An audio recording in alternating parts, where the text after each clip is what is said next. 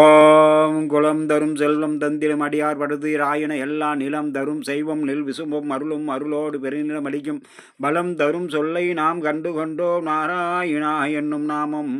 நண்பர்களே, இன்றைய நாள் இனிய நாள் நிகழ்ச்சியில் உங்களை சந்திப்பதில் மிகவும் மகிழ்ச்சி. என்று விசுவாச வருடம் மார்கழி மாதம் 11ஆம் தேதி 26/12/2025 வெள்ளிக்கிழமை.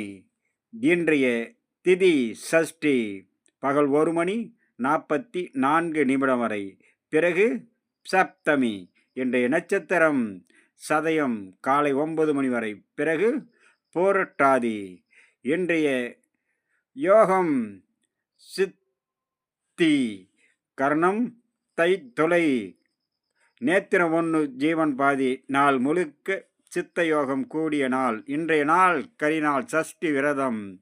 தானூர் மகா வியாசரா. மிகவும் சிறந்த நாள். முன்னோர்களையும் தெய்வ வழிபாட்டிலும் மேற்கொள்ள மிக மிக சிறந்த நாளாக முருக பெருமானை வழிபட சர்வ காரியம் ஜெயமாகும். சர்வ சித்தியாகக்கூடிய நாளாக இன்றைய நாள்.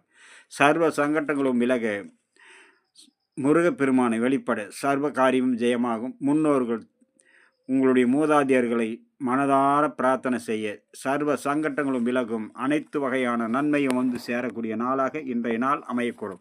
நண்பர்களே, இன்றைய குளிகாதி நேரம் நல்ல நேரம் காலை 6 மணி முதல் 7:30 வரை. அப்படியே தொடர்ந்து 6 மணியிலிருந்து 10:30 வரை இன்றைய நாள் நல்ல நாள். குளிகை காலை 7:30 முதல் 9 மணி வரை. ராகு காலம் காலை 10:30 முதல் 12 மணி வரை.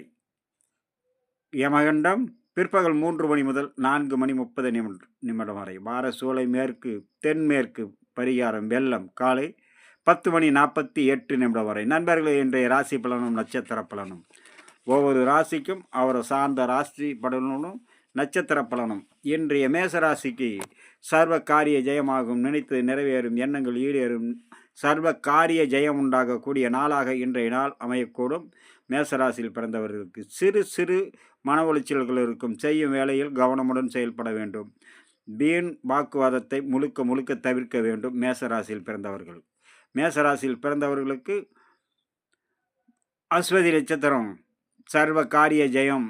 அதே நேரம் வேலை செய்யும் போது கவனமுடன் செயல்பட வேண்டும்.